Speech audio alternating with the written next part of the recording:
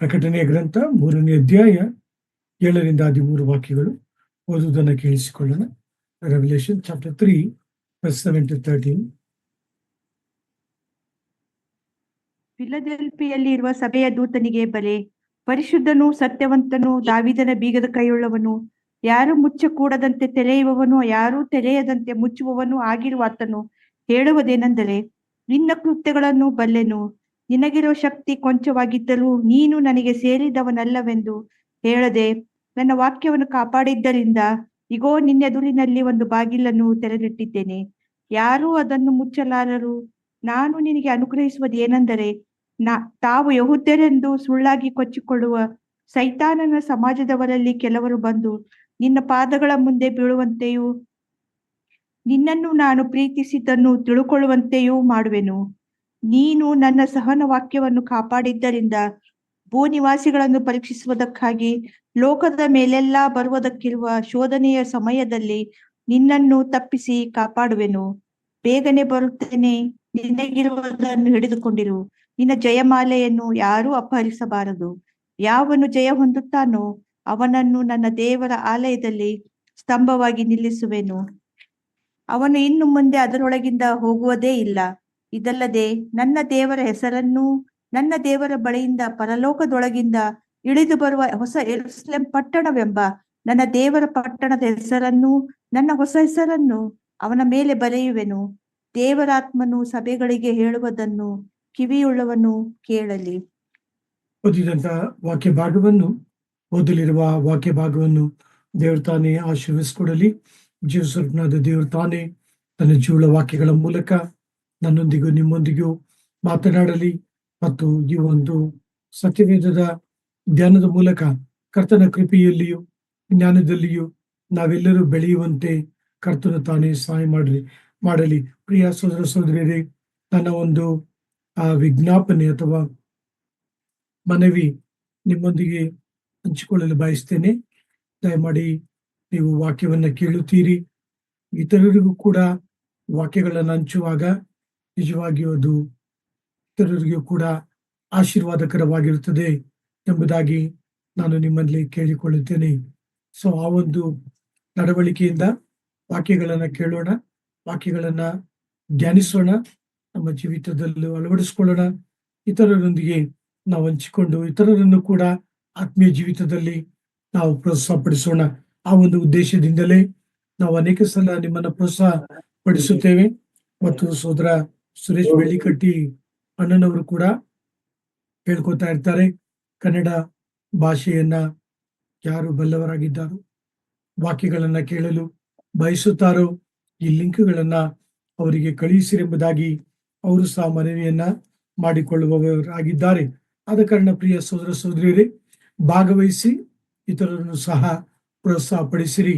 Philadelphia ಸಭೆಯನ್ನ ಕುರಿತು ಧ್ಯಾನಿಸುತ್ತಾ ಬರುತ್ತಿದ್ದೇವೆ. ಕಳೆದ ದಿನದ ಧ್ಯಾನಗಳಲ್ಲಿ ಈ ಫಿಲದೆಲ್ಫಿಯ ಸಭೆ ಯಾವ ರೀತಿಯಾಗಿ ಕರ್ತನ ವಾಕ್ಯವನ್ನ ಕಾಪಾಡಿಕೊಂಡಿತ್ತು, ಉಳಿಸಿಕೊಂಡಿತ್ತು ಎಂಬುದಾಗಿಯೂ ಕೂಡ ನಾವು ಧ್ಯಾನಿಸಿದೆವು. ನಿಮ್ಮ ಜೀವಿತದಲ್ಲಿ, ಒಂದು ಮದುವೆಯ ಜೀವಿತದಲ್ಲಿ, ಒಂದು ವೈಯಕ್ತಿಕ ಜೀವಿತದಲ್ಲಿ, ಒಂದು ಸಭೆಯ ಜೀವಿತದಲ್ಲಿ, ಒಂದು ಸಮಾಜದ ಜೀವಿತದಲ್ಲಿ ಸಮಸ್ಯೆಗಳು ಬರುವುದಕ್ಕೆ ಕಾರಣವೇನೆಂಬುದಾಗಿ ನೋಡುವಾಗ ವಾಕ್ಯದ ಅಭಾವದ ಕಾರಣ. ವಾಕ್ಯಗಳು ನಾನು ಹೇಳಿದಂತ ಈ ವ್ಯಕ್ತಿಗಳ ಈ ಸಮಸ್ಯೆಗಳ ನಡುವೆ ಇಲ್ಲದೆ ಹೋಗುವುದಾದರೆ ಸಮಸ್ಯೆಗಳು ಉದ್ಭವಿಸುತ್ತದೆ, ಸಮಸ್ಯೆಗಳು ಗೊಳಿಸಲ್ಪಡುತ್ತದೆ. ಆದ ಕಾರಣ ವಾಕ್ಯ ಬಹಳ ಪ್ರಾಮುಖ್ಯ.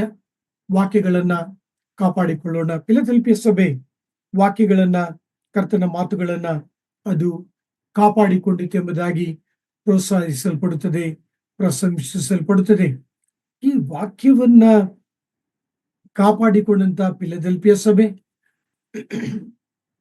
ಇದರ ಕೃತ್ಯಗಳನ್ನ ಮೆಚ್ಚಿಕೊಂಡಂತ ಯೇಸು ಸ್ವಾಮಿ, ಇದರ ಶಕ್ತಿ ಕೊಂಚವಾಗಿದ್ದರೂ ಕೂಡ ಕರ್ತನ ಶಕ್ತಿಯನ್ನ ಆತುಕೊಂಡಂತ ಫಿಲದೆಲ್ಫಿಯ ಸಭೆಗೆ ಕರ್ತನು ಬಾಗಿಲನ್ನ ತೆರೆದಿಟ್ಟದೇನು ಎಂಬುದಾಗಿ ಆತನು 4ನೇ ವಾಕ್ಯದಲ್ಲಿ 8ನೇ ವಾಕ್ಯದಲ್ಲಿ ನಾವು ಧ್ಯಾನಿಸುತ್ತಾ ಬಂದೆವು. ಬಾಗಿಲು ತೆರೆಯಲ್ಪಡುವುದಂದ್ರೆ ಅದರ ಅರ್ಥವೇನೆಂಬುದಾಗಿಯೂ ಕೂಡ ನಾವು ಧ್ಯಾನಿಸುತ್ತಾ ಬಂದೆವು.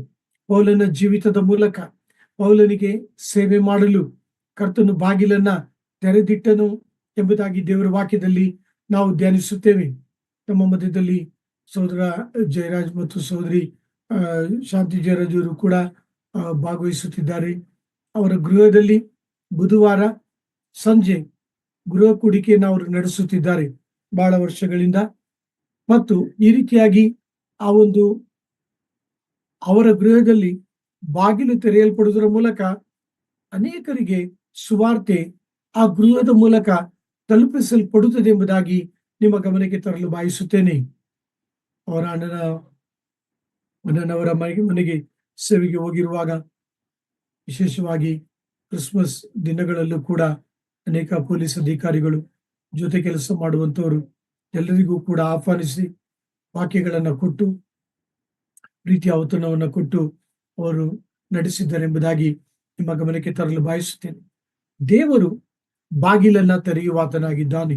ಸೇವೆಯ ಮಾಡಲು ದೇವರು ಬಾಗಿಲನ್ನ ತೆರೆಯುವಾತನಾಗಿದ್ದಾನೆ.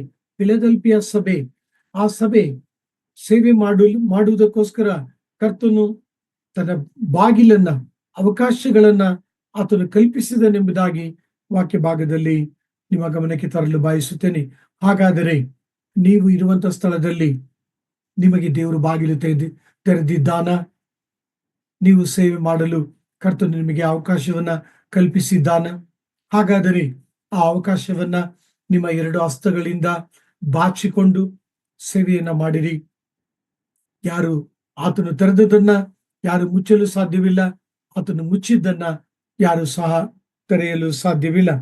ಈ ದಿನ ನನ್ನ ಧ್ಯಾನದಲ್ಲಿ ಮುಂದಕ್ಕೆ ಸಾಗುತ್ತಾ 9ನೇ ವಾಕ್ಯದ ಕಡೆಗೆ ನಿಮ್ಮ ಗಮನವನ್ನ ತೆಗೆದುಕೊಂಡು ಹೋಗಲು ಬಯಸುತ್ತೇನೆ. ಸಿಸ್ಟರ್, 9ನೇ ವಾಕ್ಯ.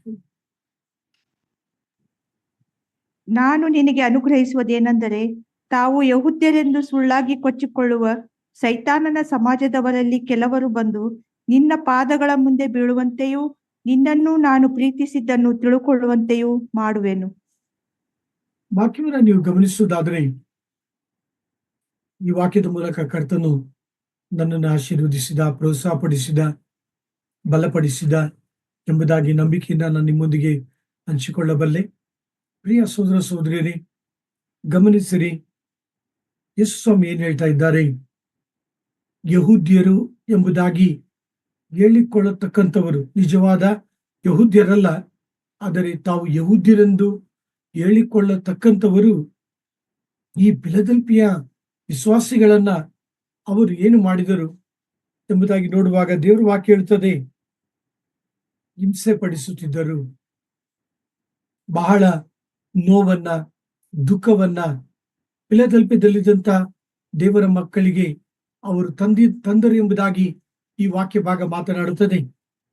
ಆದರೆ ಯೇಸು ಸ್ವಾಮಿ ಈ ಒಂದು ಸಭೆಯವರಿಗೆ ಆತನು ಮಾಡಿದಂತ ವಾಗ್ದಾನವೇನು, ಆತನು ಕೊಟ್ಟಂತ ವಾಗ್ದಾನವೇನು? ಆತನು ಹೇಳುತ್ತಿದ್ದಾನೆ, ನಿನ್ನನ್ನು ಹಿಂಸೆ ಪಡಿಸುವಂತ, ನಿನ್ನನ್ನು ನೋಯಿಸುವಂತ, ನಿನಗೆ ತಡೆಯನ್ನ ಉಂಟು ಮಾಡುವಂತ ಈ ಶತ್ರುಗಳನ್ನ ನಿನ್ನ ಪಾದಗಳ ಮುಂದೆ ಬೀಳುವಂತೆಯೂ ನಿನ್ನನ್ನು ನಾನು ಪ್ರೀತಿಸುವುದನ್ನು ತಿಳುಕೊಳ್ಳುವಂತೆಯೂ ಮಾಡುವೆನೆಂಬುದಾಗಿ ಆತನು ವಾಗ್ದಾನ ಮಾಡುತ್ತಿದ್ದಾನೆ. ಈ ವಾಗ್ದಾನಕ್ಕೆ ಒತ್ತು ಕೊಡಲು ಬಯಸುತ್ತೇನೆ. ಸಾಮಾನ್ಯವಾಗಿ ನಮಗೆ ವಿರುದ್ಧವಾಗಿ ಶತ್ರುಗಳು ಎಬ್ಬಿಸಲ್ಪಡುವಾಗ, ಎದುರಾಗಿ ಬರುವಾಗ ನಾವು ದೂರಕ್ಕೆ ಹೋಗಲು ಬಯಸುತ್ತೇವೆ. ಸಮಾಧಾನವನ್ನ ಬಯಸಲು ನಾವು ಪ್ರಯತ್ನಿಸುತ್ತೇವೆ. ಆದರೆ ಕರ್ತನು ಈ ವಾಕ್ಯ ಭಾಗದಲ್ಲಿ ಫಿಲದೆಲ್ಫಿಯ ಸಭೆಗೆ ಮಾಡಿದಂತ ವಾಗ್ದಾನವನ್ನ ನಿಮ್ಮ ಜೀವಿತದಲ್ಲೂ ನನ್ನ ಜೀವಿತದಲ್ಲೂ ಆತನು ಮಾಡುವಾತನಾಗಿದ್ದಾನೆ. ಕರ್ತನ ಮಾತುಗಳನ್ನ ಗಮನಿಸಿರಿ. ನಿನ್ನ ಪಾದಗಳ ಮುಂದೆ ಬೀಳುವಂತೆ ಮಾಡುವೆನೆಂಬುದಾಗಿ ಆತನು ತಿಳಿಸ್ತಾ ಇದ್ದಾನೆ. ಜ್ಞಾನೋಕ್ತಿಗಳಲ್ಲಿರ್ತಕ್ಕಂಥ ವಾಕ್ಯಗಳನ್ನ ನೆನಪು ಮಾಡಿಕೊಳ್ಳ್ರಿ. ಕರ್ತನು ಒಬ್ಬನ ನಡತೆಗೆ ಮೆಚ್ಚಿದರೆ ಅವನ ಶತ್ರುಗಳನ್ನು ಮಿತ್ರರನ್ನಾಗಿ ಮಾಡುತ್ತಾನೆ. ಪ್ರಿಯ ಸಹೋದರ ಸಹೋದರಿಯರೇ, ನಮಗೆ ಅವರು ಶತ್ರುಗಳಾಗಿ ಕಂಡು ಬರಬಹುದು, ಆದರೆ ನಮ್ಮ ದೇವರಿಗೆ ಅವರು ಶತ್ರುಗಳಲ್ಲ. ನನ್ನ ದೃಷ್ಟಿಯಲ್ಲಿ ಅವರು ಶತ್ರುಗಳಾಗಿರಬಹುದು. ದೇವರಿಗೆ ಬಲಿಷ್ಠವಾದಂತ ಶತ್ರುಗಳಾಗಿ ಅವರುಗಳು ಕಂಡು ಬರುವುದಿಲ್ಲ. ಅನೇಕ ಸಮಯ ನಾವು ಅಂದುಕೊಳ್ಳುತ್ತೇವೆ, ಈ ವ್ಯಕ್ತಿ ನನಗೆ ತೊಂದರೆಯನ್ನು ಉಂಟು ಮಾಡುತ್ತಿದ್ದಾನೆ, ಈ ಸಹೋದರಿ ನನಗೆ ತೊಂದರೆಯನ್ನು ಉಂಟು ಮಾಡುತ್ತಿದ್ದಾರೆ, ಈ ಅಧಿಕಾರಿ ನನಗೆ ತೊಂದರೆಯನ್ನ ಉಂಟು ಮಾಡುತ್ತಿದ್ದಾನೆ ಎಂಬುದಾಗಿ ನಮ್ಮ ನೋವುಗಳನ್ನ, ನಮ್ಮ ದುಃಖವನ್ನ, ನಮ್ಮ ವೇದನೆಯನ್ನ ನಾವು ತೋಡಿಕೊಳ್ಳುವುದುಂಟು. ಆದರೆ ಪ್ರಕಟಣೆಯ ಗ್ರಂಥ 3ನೇ ಅಧ್ಯಾಯ 9ನೇ ವಾಕ್ಯವನ್ನ ನೀವು ಗಮನಿಸುವುದಾದರೆ, ಈ ವಾಕ್ಯ ನಮ್ಮನ್ನು ಎಫೆಸ ಪತ್ರಿಕೆ 6ನೇ ಅಧ್ಯಾಯದ ಕಡೆಗೆ ನಡೆಸುವಂತದಾಗಿದೆ. ಎಫೆಸ 6ನೇ ಅಧ್ಯಾಯದಲ್ಲಿ ನಾವು ಓದ್ತೇವೆ, ನಾವು ಹೋರಾಡುವುದು ಮನುಷ್ಯ ಮಾತ್ರದವರ ಸಂಗಡ ಅಲ್ಲ, ವಾಯುಮಂಡಲದಲ್ಲಿರ್ತಕ್ಕಂಥ ಅಧಿಕಾರದೊಡನೆ, ದುರಾತ್ಮಗಳ ಸೇನೆಗಳೊಡನೆ ನಾವು ಹೋರಾಡುವಂತವರಾಗಿದ್ದೇವೆಂಬುದಾಗಿ ದೇವರ ವಾಕ್ಯ ತಿಳಿಸುವಂತದಾಗಿದೆ. ಹಾಗಾದರೆ ನಿಮ್ಮ ಸಭೆಯಲ್ಲಿ ಇರ್ತಕ್ಕಂಥ ಇತರ ವಿಶ್ವಾಸಿ, ಸಮಾಜದಲ್ಲಿರ್ತಕ್ಕಂಥ ಒಬ್ಬ ವಿರೋಧಿ ಅಥವಾ ಬೇರೆ ಯಾರಾದರೂ ಶತ್ರುಗಳು ನಿಮಗೆ ಶತ್ರುಗಳ, ನಿಮಗೆ ವಿರೋಧಿಗಳ ಅಲ್ಲವೆಂಬುದಾಗಿ ಈ ಒಂದು ಧ್ಯಾನದಲ್ಲಿ ನಿಮ್ಮ ಗಮನಕ್ಕೆ ತರಲು ಬಯಸುತ್ತೇನೆ. ಯೇಸು ಸ್ವಾಮಿಯ ಮಾತುಗಳನ್ನ ಆಲಿಸಿರಿ. ಪ್ರಿಯ ಸಹೋದರ ಸಹೋದರಿಯರೇ, ನೀವು ನಾನು ಸೈತಾನನನ್ನ ಜಯಿಸಲು ಸಾಧ್ಯವಿಲ್ಲ. ನೀವು ನಾನು ದುರಾತ್ಮಗಳನ್ನ ಸೋಲಿಸಲು ಸಾಧ್ಯವಿಲ್ಲ. ಆದರೆ ಯೇಸು ಸ್ವಾಮಿ ಏನು ಹೇಳುತ್ತಿದ್ದಾರೆ? ನಿನ್ನ ಪಕ್ಷವಾಗಿ ನಾನು ಹೋರಾಡುತ್ತೇನೆ. I will fight for your battle, you be still.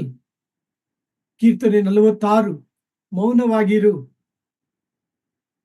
2 ಪೂರ್ವಕಾಲ ವೃತ್ತಾಂತ 20ನೇ ಅಧ್ಯಾಯ, ಯುದ್ಧವು ನಿಮ್ಮದಲ್ಲ, ಯುದ್ಧವು ನನ್ನದು ಎಂಬುದಾಗಿ ಆತನು ಹೇಳುತ್ತಿದ್ದಾನೆ.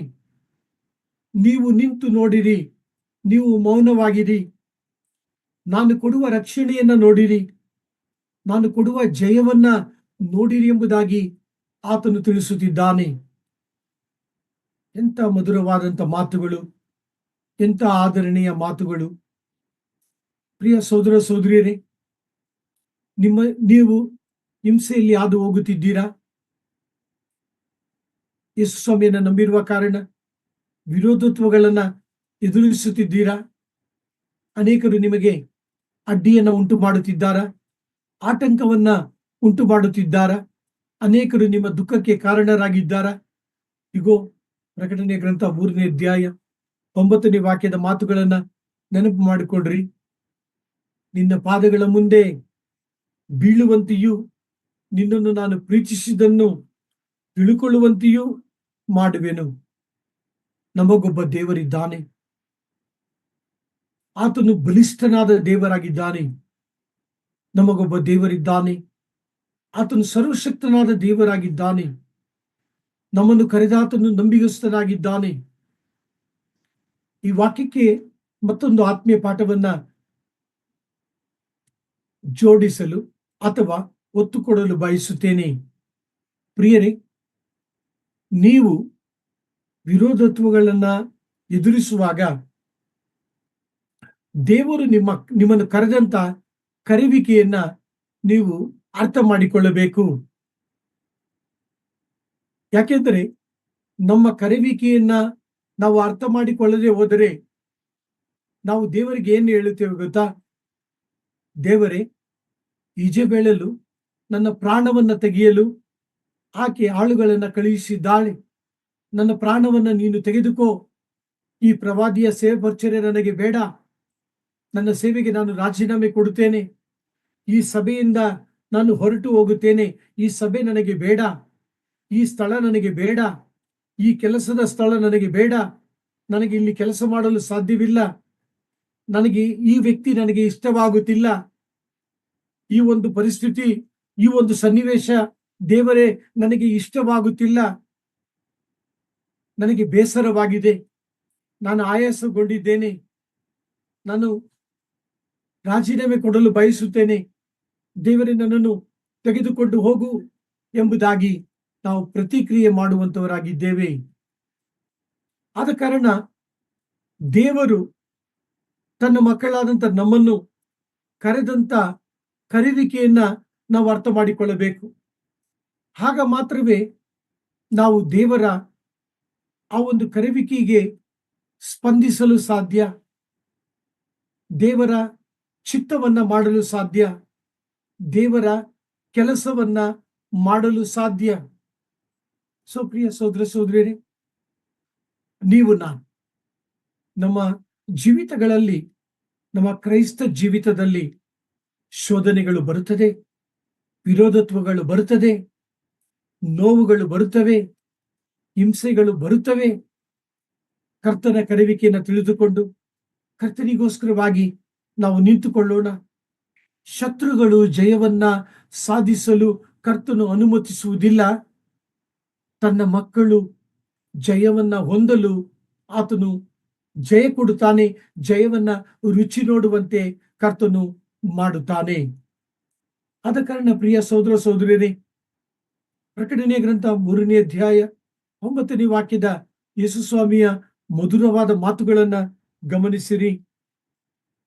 ತಾವು ಯೆಹೂದ್ಯರೆಂದು ಸುಳ್ಳಾಗಿ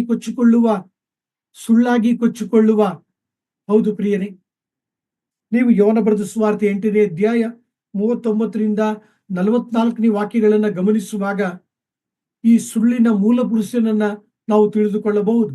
ಓದುವುದನ್ನು ಕೇಳಿಸಿಕೊಳ್ಳೋಣ. John's Gospel chapter 8 verse 39 till 44. ಎಷ್ಟರಿಂದ ಬ್ರದರ್? 39 44. ಅದಕ್ಕವರು, ನಮ್ಮ ತಂದೆಯು ಅಬ್ರಹಾಮನೇ ಅಂದಾಗ, ಯೇಸು ಅವರಿಗೆ, ನೀವು ಅಬ್ರಹಾಮನ ಮಕ್ಕಳಾಗಿದ್ದರೆ ಅಬ್ರಹಾಮನು ಮಾಡಿದಂಥ ಕೃತ್ಯಗಳನ್ನು ಮಾಡುತ್ತಿದ್ದೀರಿ. ನೀವು ಹಾಗೆ ಮಾಡದೆ ದೇವರಿಂದ ಕೇಳಿದ ಸತ್ಯವನ್ನು ನಿಮಗೆ ಹೇಳಿದವನಾದ ನನ್ನನ್ನು ಕೊಲ್ಲುವುದಕ್ಕೆ ನೋಡುತ್ತೀರಿ. ಅಬ್ರಹಾಮನು ಹೀಗೆ ಮಾಡಲಿಲ್ಲ, ನೀವು ನಿಮ್ಮ ತಂದೆಯ ಕೃತ್ಯಗಳನ್ನು ಮಾಡುತ್ತೀರಿ ಅಂದನು. ಅದಕ್ಕವರು, ನಾವು ಆಧಾರಕ್ಕೆ ಹುಟ್ಟಿದವರಲ್ಲ, ನಮಗೆ ಒಬ್ಬನೇ ತಂದೆ, ಆತನು ದೇವರೇ ಅಂದರು. ಯೇಸು ಅವರಿಗೆ, ದೇವರು ನಿಮ್ಮ ತಂದೆಯಾಗಿದ್ದರೆ ನನ್ನನ್ನು ಪ್ರೀತಿಸುತ್ತಿದ್ದೀರಿ, ಯಾಕೆಂದರೆ ನಾನು ದೇವರಿಂದಲೇ ಹೊರಟು ಲೋಕಕ್ಕೆ ಬಂದವನಾಗಿದ್ದೇನೆ. ನನ್ನಷ್ಟಕ್ಕೆ ನಾನೇ ಬರಲಿಲ್ಲ, ಆತನೇ ನನ್ನನ್ನು ಕಳುಹಿಸಿದ್ದಾನೆ. ನೀವು ನನ್ನ ಮಾತನ್ನು ಗ್ರಹಿಸದೇ ಇರುವುದಕ್ಕೆ ಕಾರಣವೇನು? ನನ್ನ ಬೋಧನೆಗೆ ಕಿವಿಗೊಡಲಾರದೆ ಇರುವುದೇ ಕಾರಣ. ಸೈತಾನನು ನಿಮ್ಮ ತಂದೆ, ನೀವು ಆ ತಂದೆಯಿಂದ ಹುಟ್ಟಿದವರಾಗಿದ್ದು ನಿಮ್ಮ ತಂದೆಯ ದುರಿಚ್ಛೆಗಳನ್ನೇ ನಡೆಸಬೇಕೆಂದಿದ್ದೀರಿ. ಅವನು ಆದಿಯಿಂದಲೂ ಕೊಲೆಗಾರನಾಗಿದ್ದು ಸತ್ಯದಲ್ಲಿ ನಿಲ್ಲಲಿಲ್ಲ, ಅವನಲ್ಲಿ ಸತ್ಯವೂ ಇಲ್ಲವೇ ಇಲ್ಲ. ಅವನು ಸುಳ್ಳಾಡುವಾಗ ಸ್ವಭಾವಾನುಸಾರವಾಗಿ ಆಡುತ್ತಾನೆ, ಅವನು ಸುಳ್ಳುಗಾರನೂ ಸುಳ್ಳಿಗೆ ಮೂಲ ಪುರುಷನೂ ಆಗಿದ್ದಾನೆ. ಪ್ರಿಯರೇ, ಗಮನಿಸಿರಿ, ಕೆಲವು ಮಂದಿ ಯಹೂದ್ಯರು ಸುಳ್ಳಾಗಿ ಹೇಳುತ್ತಾ ಅವರು ಫಿಲದೆಲ್ಫಿಯ ಸಭೆಯಲ್ಲಿರ್ತಕ್ಕಂಥ ವಿಶ್ವಾಸಿಗಳನ್ನ ತೊಂದರೆ ಪಡಿಸುವಂತವರಾಗಿದ್ದಾರೆ. ಯೋಹನ ಬರೆದ ಸುವಾರ್ತೆ ಬಹಳ ಸ್ಪಷ್ಟವಾಗಿ ತಿಳಿಸುವಂತದ ಸಂಗತಿ ಏನೆಂದರೆ, ಅವರು ದೇವರ ಮಕ್ಕಳಲ್ಲ, ಅವರು ನಿಜವಾದಂತ ಯಹೂದ್ಯರಲ್ಲ ಎಂಬುದಾಗಿ ಯೇಸುಸ್ವಾಮಿ ಅವರ ಜೊತೆಗೆ ಮಾತನಾಡುತ್ತಿದ್ದಾರೆ. ನಿಮ್ಮ ಶತ್ರುಗಳು, ನಿಮ್ಮ ವೈರಿಗಳು ನಿಮ್ಮೊಂದಿಗೆ ಸೇರಿ ನನ್ನನ್ನು ಆರಾಧಿಸುವಂತೆ ಮಾಡುತ್ತೇನೆ ಎಂಬುದಾಗಿ ಯೇಸುಸ್ವಾಮಿ ವಾಕ್ಯ ಭಾಗದಲ್ಲಿ ತಿಳಿಸುವಂತವರಾಗಿದ್ದಾರೆ. ವಾಕ್ಯಕ್ಕೆ ಒತ್ತು ಕೊಡಲು ಬಯಸುತ್ತೇನೆ. ಪೌಲರ ಜೀವಿತವನ್ನ ನಾವು ನೋಡುವಾಗ, ಪೌಲನು ಯಹೂದ್ಯನಾಗಿದ್ದನು. ಪೌಲನು ಬೆನ್ಯಾಮೀನನ ಕುಲಕ್ಕೆ ಸೇರಿದವನಾಗಿದ್ದನು.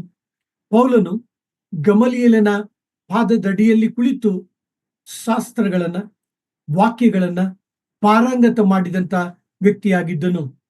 ಪೌಲನ ವೈರಾಗ್ಯವನ್ನ ನೋಡುವಾಗ ಅವನು ಕ್ರೈಸ್ತರನ್ನ ಕೊಲೆ ಮಾಡಲು ಸಮ್ಮತಿಸುವಂತ ವ್ಯಕ್ತಿಯಾಗಿದ್ದನು. ಕ್ರೈಸ್ತರನ್ನ ಸೆರೆಮನೆಗೆ ಹಾಕುತ್ತಾ, ಸರಪಣಿಗಳಿಂದ ಬಂಧಿಸುತ್ತಾ ಹಿಂಸಿಸುವಂತ ಹಿಂಸಕನಾಗಿದ್ದನು. ಸ್ವತಃ ಪೌಲನು ಗಲಾತ್ಯ ಪತ್ರಿಕೆ 1ನೇ ಅಧ್ಯಾಯ 15ನೇ ವಾಕ್ಯದಲ್ಲಿ ನಾನು ಹಾನಿಕರನು, ದೂಷಕನು, ಹಿಂಸಕನು ಆಗಿದ್ದೇನೆಂಬುದಾಗಿ ತಿಳಿಸುತ್ತಿದ್ದಾನೆ. ಪ್ರಿಯ ಸಹೋದರ ಸಹೋದರಿಯರೇ, ಯಹೂದ್ಯನು ಧರ್ಮ ವೈರಾಗ್ಯವುಳ್ಳವನು,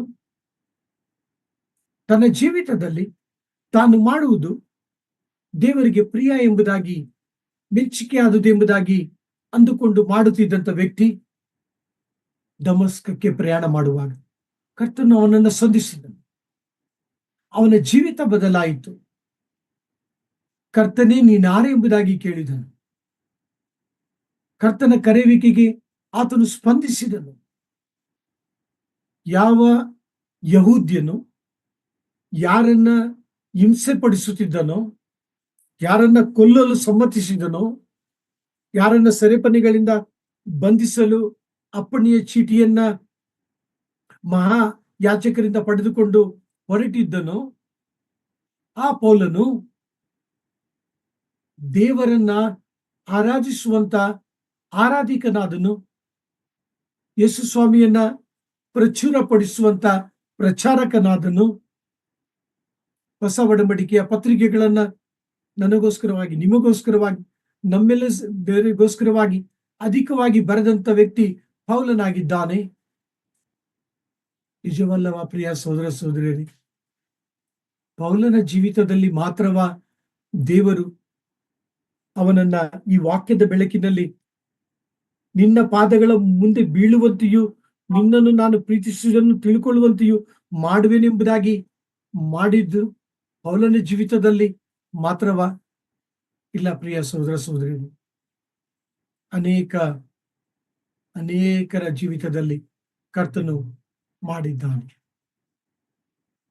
ಸಹೋದರ ಕೋಶಿ ಆತನ ಜೊತೆಗೆ ಜರ್ಮನಿ ದೇಶಕ್ಕೆ ಸೇರಿದಂತ ಪ್ರಜೆಗಳು ಕೆಲವು ವರ್ಷಗಳ ಹಿಂದೆ ಭಾರತ ದೇಶವನ್ನ ಪ್ರಯಾಣ ಮಾಡುತ್ತಾ ಕರ್ತನ ಮಾತುಗಳನ್ನು ಆಡುತ್ತಾ ಇರುವಾಗ ಜರ್ಮನಿಯಿಂದ ಬಂದಂತ ಆ ಸಹೋದರನು ಹೇಳಿದಂತ ಸಾಕ್ಷಿ ಈ ರೀತಿಯಾಗಿದೆ: ನಾನು ಯಹೂದ್ಯನಾಗಿದ್ದೇನೆ, ನಾನು ಜರ್ಮನಿಯಲ್ಲಿ ವಾಸಿಸುತ್ತಿದ್ದೆ, ನಾನು ಅಪರಾಧಿಯಾಗಿದ್ದೆ ಮತ್ತು ಪೊಲೀಸರಿಂದ ತಪ್ಪಿಸಿಕೊಳ್ಳುವ ಕಾರಣ ಅನೇಕ ಏಕಾಂತ ಸ್ಥಳಗಳಲ್ಲಿ ನಾನು ಸೇರಿಕೊಳ್ಳುತ್ತಿದ್ದೆ ಮತ್ತು ಅವಿತುಕೊಂಡು ಬದುಕುತ್ತಾ ಇದ್ದೆ.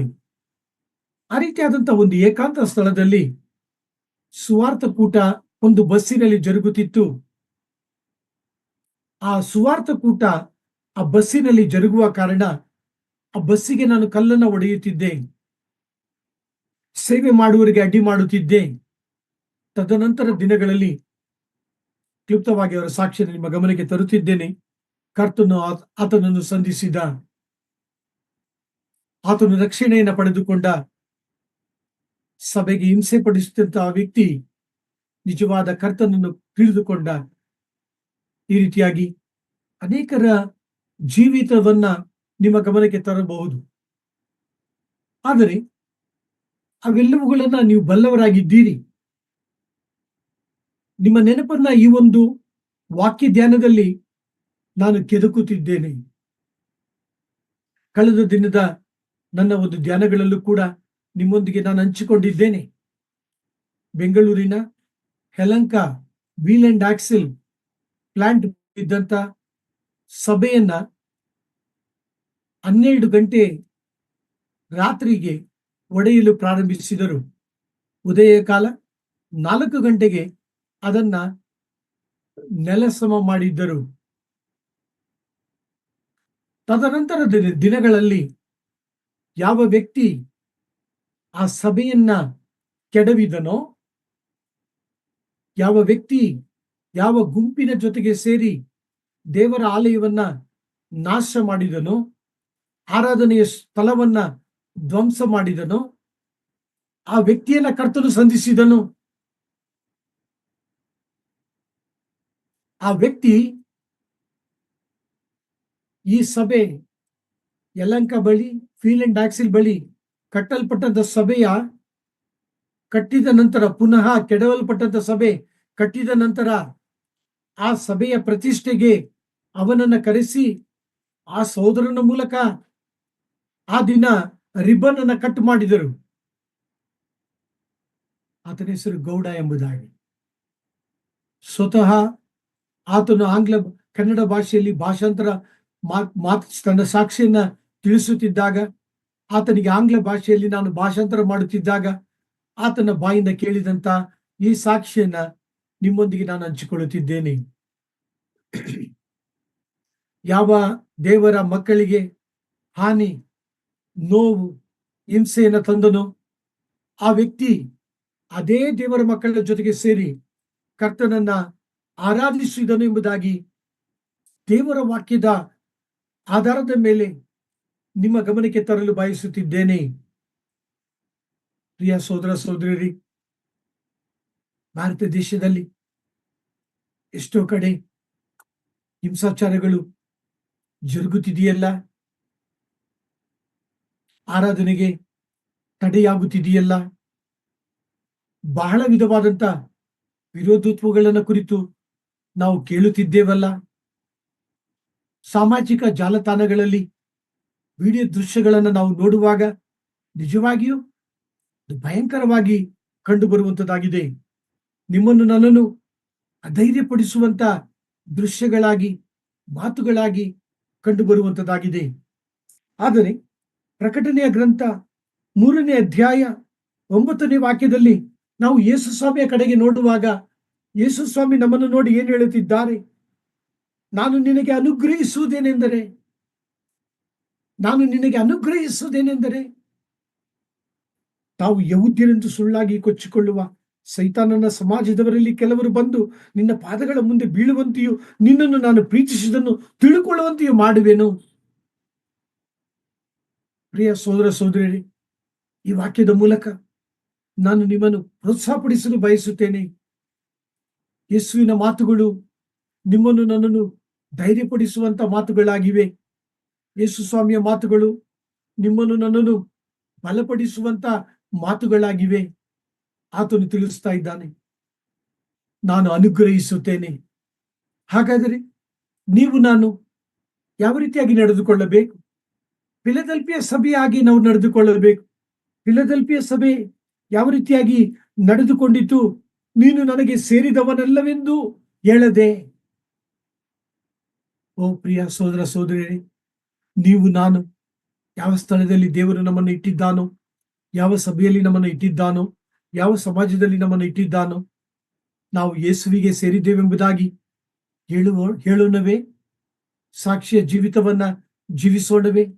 ನಾವು ಅಷ್ಟು ರೀತಿಯಲ್ಲಿ ನಾವು ನಡೆದುಕೊಳ್ಳುವುದಾದರೆ ಕರ್ತನು ತನ್ನ ಮಕ್ಕಳಿಗೆ ವಿರುದ್ಧವಾಗಿ ಬರುವಂತವರನ್ನ, ತನ್ನ ಸಭೆಗೆ ವಿರೋಧವಾಗಿ ಬರುವಂತವರನ್ನ ಆತನು ತನ್ನ ಸಭೆಗೆ ಕೊಡುತ್ತಾನೆ. ಯಾವ ರೀತಿ ಗೌಡ್ರನ್ನ ಸಭೆಗೆ ಕರ್ತನು ಕೊಟ್ಟನೋ, ಯಾವ ರೀತಿಯಾಗಿ ಪೌಲನನ್ನ ಸಭೆಗೆ ಕೊಟ್ಟನೋ, ಯಾವ ರೀತಿಯಾಗಿ ಆ ಜರ್ಮನ್ ಸಹೋದರನನ್ನ ಕರ್ತನು ಸಭೆಗೆ ಕೊಟ್ಟನೋ. ನಿಜವಲ್ಲವ ಪ್ರಿಯರೇ? ನೀವು ನಾನು ಕರ್ತನ ಈ ಒಂದು ಮಹಿಮೆಯನ್ನ ಕಾಣಬೇಕಾದರೆ, ಕರ್ತನ ಈ ಒಂದು ಅದ್ಭುತಗಳನ್ನ ನಾವು ಕಾಣಬೇಕಾದರೆ ಧೈರ್ಯವಾಗಿ ಕ್ರಿಸ್ತ ನಂಬಿಕೆಯಲ್ಲಿ ನಾವು ನಿಂತುಕೊಳ್ಳೋಣ. ಆ ರೀತಿಯಾಗಿ ನಾವು ನಿಂತುಕೊಳ್ಳುವುದಾದ್ರೆ ಕರ್ತನು ನಮ್ಮ ನಂಬಿಕೆಯನ್ನು ನೋಡಿ, ನಮ್ಮ ಸಾಕ್ಷ್ಯ ಜೀವಿತವನ್ನ ನೋಡಿ, ನಮ್ಮ ಶತ್ರುಗಳನ್ನ ಆತನು ತನ್ನ ಸಭೆಗೆ ಕರೆದು ತರುತ್ತಾನೆ. ಅವರು ಆರಾಧಿಸುವಂತೆ ಮಾಡುವಾತನಾಗಿದ್ದಾನೆ. 1 ಕೊರಿಂಥ ಪತ್ರಿಕೆ ಪೌಲನು ಸಭೆಯನ್ನು ಕುರಿತು, ಸಭೆಯ ವರಗಳನ್ನು ಕುರಿತು ಮಾತನಾಡುತ್ತಾ ಯಾವ ರೀತಿಯಾಗಿ ಅನ್ಯರು ರಕ್ಷಣೆ ಹೊಂದುತ್ತಾರೆ ಎಂಬುದಾಗಿ ಅಲ್ಲಿ ಪೌಲನು ಒತ್ತು ಕೊಡುವುದನ್ನ ಕುರಿತು ನಾವುಗಳು ಗಮನಿಸುತ್ತೇವೆ. 1 ಕೊರಿಂಥ 14ನೇ ಅಧ್ಯಾಯ ವಾಕ್ಯವನ್ನ ಗಮನಿಸಿರಿ. 24ನೇ ವಾಕ್ಯ. 1 Corinthians chapter 14 verse 24. Let us hear the reading.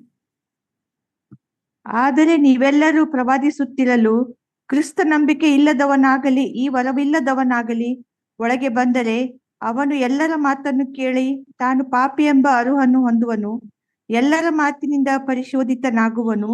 ಅವನ ಹೃದಯದ ರಹಸ್ಯಗಳು ಬಯಲಾಗುವವು ಮತ್ತು ಅಡ್ಡಬಿದ್ದು ದೇವರನ್ನು ಆರಾಧಿಸಿ ದೇವರು ನಿಜವಾಗಿ ನಿಮ್ಮಲ್ಲಿದ್ದಾನೆಂಬುದನ್ನು ಪ್ರಚುರಪಡಿಸುವನು. ಪ್ರಿಯ ಸಹೋದರ ಸಹೋದರಿಯರೇ, ನೀವು ನಾನು ಮಾಡುವಂತ ಆರಾಧನೆ ಪಾಪಿಯನ್ನ ರಕ್ಷಣೆಗೆ ನಡೆಸುವಂತದ್ದಾಗಿದೆ.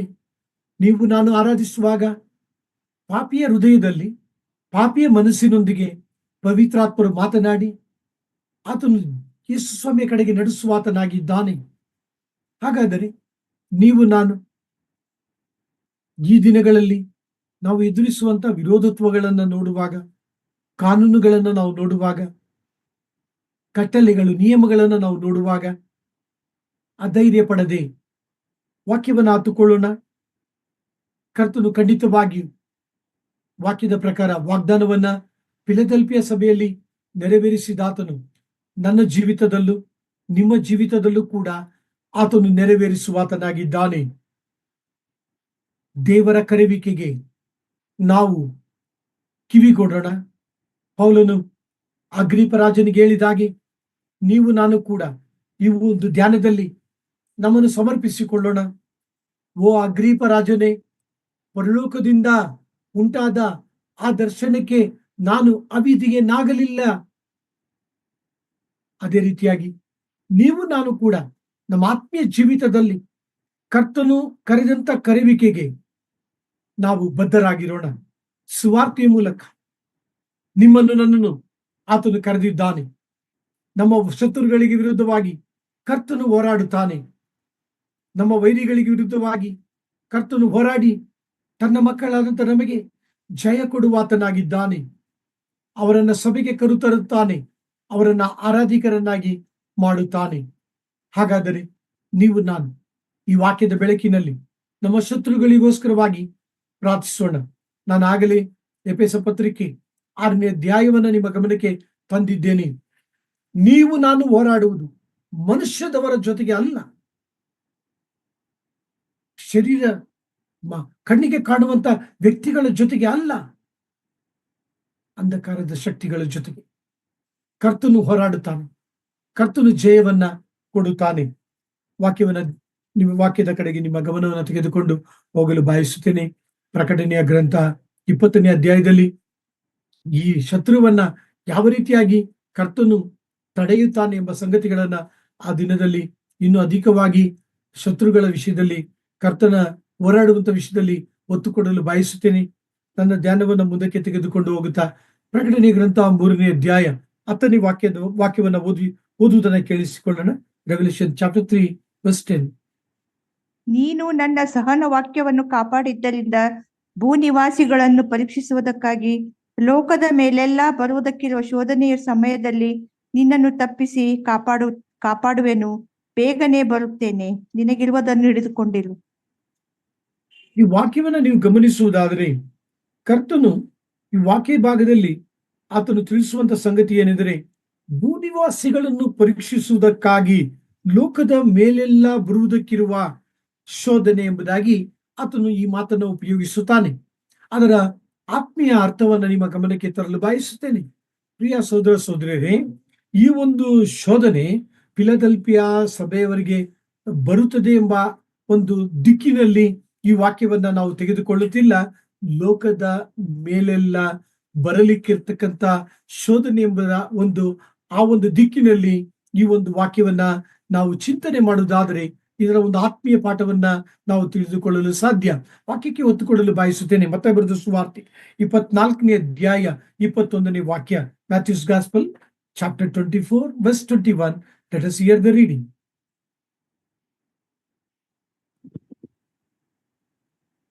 ಅಂತ ಸಂಕಟವು ಲೋಕ ಹುಟ್ಟಿದ್ದು ಮೊದಲುಗೊಂಡು ಇಂದಿನವರೆಗೂ ಆಗಲಿಲ್ಲ, ಇನ್ನು ಮುಂದೆಯೂ ಆಗುವುದಿಲ್ಲ.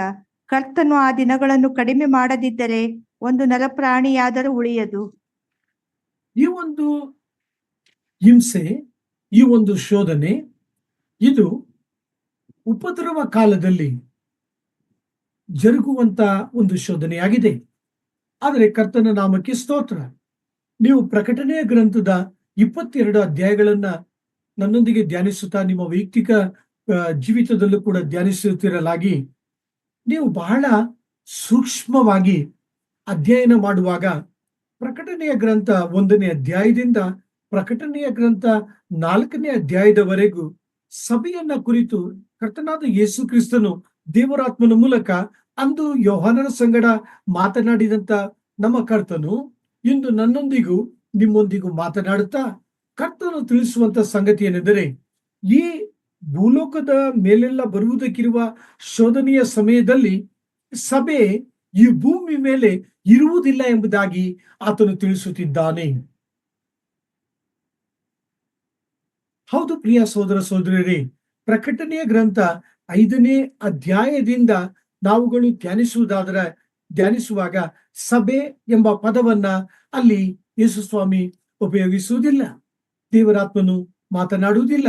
ಯಾಕೆಂದರೆ ಸಭೆ ಆ ಒಂದು ಭೂನಿವಾಸಿಗಳ ಮೇಲೆ ಬರುವಂತ ಶೋಧನೆಯ ಸಮಯದಲ್ಲಿ ಸಭೆ ಮೊದಲಗಿತ್ತಿ ಅದು ಎತ್ತಲ್ಪಟ್ಟು ಯೇಸು ಸ್ವಾಮಿಯ ಜೊತೆಗೆ ಅದು ಪರಲೋಕದಲ್ಲಿ ಇರುವಂತದ್ದಾಗಿರುತ್ತದೆ.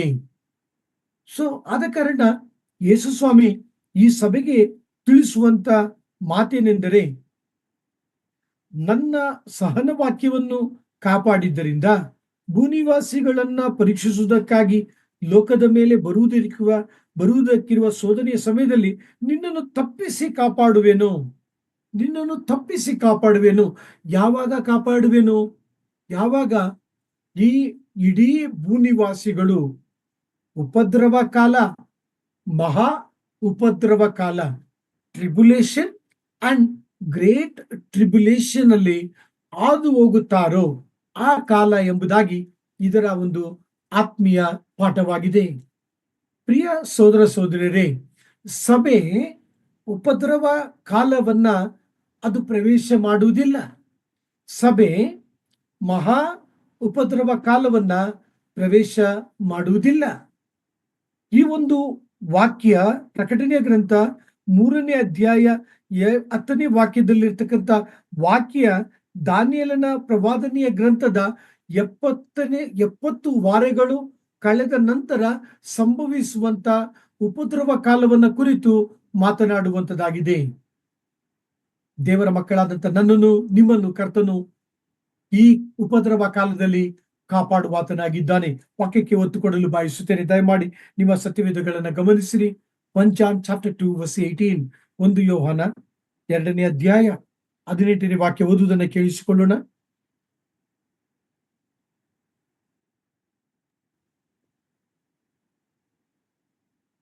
ಮಕ್ಕಳಿಲ್ಲ, ಇದು ಕಡೆ ಗಳಿಗೆಯಾಗಿದೆ. ಕ್ರಿಸ್ತ ವಿರೋಧಿ ಬರುತ್ತಾನೆಂದು ನೀವು ಕೇಳಿದ್ದೀರಷ್ಟೇ. ಈಗಲೂ ಕ್ರಿಸ್ತ ವಿರೋಧಿಗಳು ಬಹುಮಂದಿ ಎದ್ದಿದ್ದಾರೆ. ಇದರಿಂದ ಇದು ಕಡೆ ಗಳಿಗೆಯಾಗಿದೆ ಎಂದು ತಿಳಿದುಕೊಳ್ಳುತ್ತೇವೆ. ಈ ಕಡೆ ಗಳಿಗೆಯಲ್ಲಿ ದೇವರ ಮಕ್ಕಳಾದಂತ ನಮ್ಮನ್ನ ಕರ್ತನು ಈ ಭೂಮಿಯ ಮೇಲೆ ಬಿಡುವುದಿಲ್ಲ. ಆತನು ನನ್ನನ್ನು ನಿಮ್ಮನ್ನು ಅನಾಥರನ್ನಾಗಿ ದೆಸೆಗೆಟ್ಟವರನ್ನಾಗಿ ಬಿಡುವುದಿಲ್ಲ.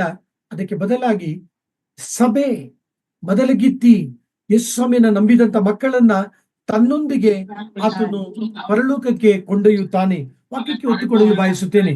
1 ಥೆಸಲೋನಿಕ ಪತ್ರಿಕೆ 4ನೇ ಅಧ್ಯಾಯ 16ರಿಂದ 17 ವಾಕ್ಯಗಳು ಓದುವುದನ್ನು ಕೇಳಿಸಿಕೊಳ್ಳೋಣ. First Thessalonians chapter 4 verse 16 to 17. ಪ್ರಧಾನ ದೂತನ ಶಬ್ದದೊಡನೆಯೂ ದೇವರ ತುತ್ತೂರಿ ಧ್ವನಿಯೊಡನೆಯೂ ಆಕಾಶದಿಂದ ಇಳಿದು ಬರುವನು. ಆಗ ಕ್ರಿಸ್ತನಲ್ಲಿರುವ ಸತ್ತವರು ಮೊದಲು ಎದ್ದು ಬರುವರು. ಆಮೇಲೆ ಜೀವದಿಂದ ಉಳಿದಿರುವ ನಾವು ಅಂತರಿಕ್ಷದಲ್ಲಿ ಕರ್ತನನ್ನು ಎದುರುಗೊಳ್ಳುವುದಕ್ಕಾಗಿ ಅವರ ಸಂಗಡಲೇ ಮೇಘವಾಹನರಾಗಿ ಪಕ್ಕನೆ ಒಯ್ಯಲ್ಪಡುವೆವು. ಹೀಗಾಗಿ ನಾವು ಸದಾಕಾಲವು ಕರ್ತನ ಜೊತೆಯಲ್ಲಿರುವೆವು. ಆದ ಕಾರಣ ಈ ಮಾತುಗಳಿಂದ ಒಬ್ಬರನ್ನೊಬ್ಬರು ಸಂತೈಸಿರಿ. ಪ್ರಿಯರೇ, ನೀವು ನಾನು ಕಣ್ಣು ರೆಪ್ಪೆ ಬಡಿಯುವಷ್ಟರೊಳಗಾಗಿ ದೇವರ ತುತ್ತೂರಿ ಧ್ವನಿ ಊದುವಾಗ, ಆಜ್ಞಾ ಘೋಷದೊಡನೆಯೂ ತುತ್ತೂರಿ ಧ್ವನಿಯೊಡನೆಯೂ ಕರ್ತನಾದ ಯೇಸು ಕ್ರಿಸ್ತನು ಮಧ್ಯಾಕಾಶಕ್ಕೆ ಬರುವಾಗ ಸಭೆ ಎತ್ತಲ್ಪಡುತ್ತದೆ. ನಾವು ಕಣ್ಣು ರೆಪ್ಪೆ ಮುಚ್ಚುವಷ್ಟರೊಳಗಾಗಿ ಕರ್ತನಾದ ಯೇಸು ಕ್ರಿಸ್ತನನ್ನು ಮಧ್ಯಾಕಾಶದಲ್ಲಿ ನಾವು ಭೇಟಿಯಾಗುತ್ತೇವೆ, ನಾವು ಸೇರಿಕೊಳ್ಳುತ್ತೇವೆ. ಆತನೊಂದಿಗೆ ಪರಲೋಕಕ್ಕೆ ನಾವು ಹೊರಟು ಹೋಗುತ್ತೇವೆ. ನಾವು ಈ ಭೂಮಿಯ ಮೇಲೆ ಇರುವುದಿಲ್ಲ. ಕರ್ತನ ಪ್ರಸನ್ನತೆ, ಕರ್ತನ ಸನ್ನಿಧಿ, ಕರ್ತನ ಬಲ ಈ ಲೋಕದಲ್ಲಿ ಎಂಥ ಪರಿಸ್ಥಿತಿಯಲ್ಲೂ ಕೂಡ ಆತನಿಗೋಸ್ಕರವಾಗಿ ನಾವುಗಳು ಜೀವಿಸುವಂತೆ ನಮ್ಮನ್ನ ಬಲಪಡಿಸುವಂತದ್ದಾಗಿದೆ. ಕರ್ತನ ಮಾತುಗಳನ್ನ ಕೇಳಿಸಿಕೊಳ್ಳಿರಿ. ಬೇಗನೆ ಬರುತ್ತೇನೆ. ಕರ್ತನಾದ ಯೇಸು ಕ್ರಿಸ್ತನು ಬೇಗನೆ ಬರುತ್ತಾನೆ. 2025 ವರ್ಷಗಳಾಗಿ ಹೋಗಿದೆ. ಆದರೂ ಕೂಡ ಈ ವಾಕ್ಯಗಳನ್ನ ನೆನಪು ಮಾಡಿಕೊಳ್ಳಿರಿ. ಅಪೊಸ್ತಲರ ಕೃತ್ಯಗಳು 1ನೇ ಅಧ್ಯಾಯ, ಕರ್ತನಾದ ಯೇಸು ಕ್ರಿಸ್ತನು ಪರಲೋಕಕ್ಕೆ ಆರೋಹಣವಾದಾಗ ದೂತರು ಕಾಣಿಸಿಕೊಂಡರು. ಆತ ಅವರನ್ನ ಆಕಾಶದ ಕಡೆಗೆ ನೋಡುತ್ತಿದ್ದಂಥವರಿಗೆ ತಿಳಿಸಿದರು. ಯಾವ ರೀತಿಯಾಗಿ ನೀವು ಯೇಸುಸ್ವಾಮಿನ ಕಂಡಿರೋ ಅದೇ ರೀತಿಯಾಗಿ ಆತನು ಪುನಃ ಬರುತ್ತಾನೆ ಎಂಬುದಾಗಿ ಅವರಿಗೆ ತಿಳಿಸಿದರು. ಹೌದು ಪ್ರಿಯ ಸಹೋದರ ಸಹೋದರಿಯರೇ, ಯೋಹಾನನು ತಿಳಿಸುತ್ತಿದ್ದಾನೆ, ಕರ್ತನಾದ ಯೇಸುವೆ ಬೇಗನೆ ಬಾ, ಆಮೇನ್ ಎಂಬುದಾಗಿ ಹೇಳುತ್ತಿದ್ದಾನೆ. ಈ ಒಂದು ಧ್ಯಾನದಲ್ಲಿ ದೇವರ ಮಕ್ಕಳಾದಂತ ನೀವು ನಾನು ಆ ರೀತಿಯಾಗಿ ಹಾರೈಸೋಣವೇ? ಯೇಸುವೆ ಬೇಗ ಬಾ ಎಂಬುದಾಗಿ ಹಾರೈಸೋಣವೇ? ನೀವು ನಾನು ದೇವರ ಕರೆವಿಕೆ ಯಾವಾಗ ಗಳಿಗೆಯಲ್ಲಾದರೂ ಬರಬಹುದು. ದೇವರು ನಿಮ್ಮನ್ನು ಯಾವಾಗ ಬೇಕಾದರೂ ಕರೆಯಬಹುದು. ದೇವರು ನನ್ನನ್ನು ಯಾವಾಗ ಬೇಕಾದರೂ ಕರೆಯಬಹುದು. ಆದರೆ ನೀವು ನಾನು ಸಿದ್ಧವಾದ ಜೀವಿತವನ್ನ ಜೀವಿಸಬೇಕು. ನಿನ್ನೆ ರಾತ್ರಿ ಸುಮಾರು 10 ಗಂಟೆಗೆ ನನ್ನ ಜೊತೆಗೆ ಕೆಲಸ ಮಾಡುವಂತ ಸಹೋದರ ಲೂಕ್ ಅವರ ತಾಯಿಗೆ ಎದೆ ನೋವು ಕಾಣಿಸಿಕೊಂಡಿತ್ತು. ಹೆಚ್ಚು ಕಡಿಮೆ 1 ಗಂಟೆ ನಂತರ ಆಕೆ ಚಿಕಿತ್ಸೆ ಫಲಕಾರಿಯಾಗದೆ ಸಾವನ್ನ ಅಪ್ಪಿದಳು. ನಿಮ್ಮ ಗಮನಕ್ಕೆ ತರುವಂತ ಸಂಗತಿ ಏನೆಂದರೆ, ಲೂಕ ನನ್ನ ಜೊತೆಗೆ ಹೇಳುತ್ತಿದ್ದ, ನನ್ನ ತಾಯಿ ರಾತ್ರಿ ನನಗೆ ಊಟ ಬಡಿಸುವಾಗ ಹೆಚ್ಚಾದ ಊಟವನ್ನ ನನಗೆ ಬಡಿಸಿದಳು ಸಹೋದರನೇ ಎಂಬುದಾಗಿ ಹೇಳಿದ. ಅಮ್ಮ, ಯಾಕೆ ನನಗೆ ಇಷ್ಟೊಂದು ಊಟ ಬಡಿಸುತ್ತಿ? ನಾನು ಹೆಚ್ಚಾಗಿ ನಿದ್ರೆ ಮಾಡಿದರೆ ಬೆಳಗ್ಗೆ ಕೆಲಸಕ್ಕೆ ಹೋಗಲು ನನಗೆ ತ್ರಾಸವಾಗುತ್ತಲ್ಲ ಎಂಬುದಾಗಿ ನನ್ನ ತಾಯಿಗೆ ನಾನು ಹೇಳಿದೆ. ನನ್ನ ತಾಯಿ ಚೆನ್ನಾಗಿದ್ದಳು ಸಾರ್, ನನ್ನ ತಾಯಿ ಆರೋಗ್ಯದಿಂದಿದ್ದಳು. ಅನಿರೀಕ್ಷಿತವಾಗಿ ಈ ಒಂದು ಆಘಾತವನ್ನ ನಾನು ಕಂಡೆ ಎಂಬುದಾಗಿ ಆತನು ಹೇಳಿದ. ಪ್ರಿಯ ಸಹೋದರ ಸಹೋದರಿಯರೇ, ನೀವು ನಾನು ನಮ್ಮ ಕರ್ತನ ಬರುವಿಕೆ ಸಮೀಪವಾಗಿರಲಾಗಿ ನೀವು ನಾನು ಸಿದ್ಧವಾದ ಜೀವಿತ ಕರ್ತನನ್ನು ಎದುರು ನೋಡುತ್ತಾ ಜೀವಿಸುವಂತ ಜೀವಿತವನ್ನ ನಾವು ಜೀವಿಸೋಣ. ಪ್ರಕಟಣೆ ಗ್ರಂಥ 3ನೇ ಅಧ್ಯಾಯ ದೇವರಾತ್ಮನ ಮೂಲಕ 7ರಿಂದ 13 ವಾಕ್ಯಗಳಲ್ಲಿರತಕ್ಕಂಥ ಅನೇಕ ಆತ್ಮೀಯ ಪಾಠಗಳನ್ನ ಧ್ಯಾನಿಸುತ್ತಾ ಬರುತ್ತಿದ್ದೇವೆ. ಕರ್ತನು ಈ ಧ್ಯಾನವನ್ನು ಆಶೀರ್ವದಿಸಲಿ. ಬಿಡದೆ ನನ್ನೊಂದಿಗೆ ನಿಮ್ಮೊಂದಿಗೆ ಮಾತನಾಡಲಿ.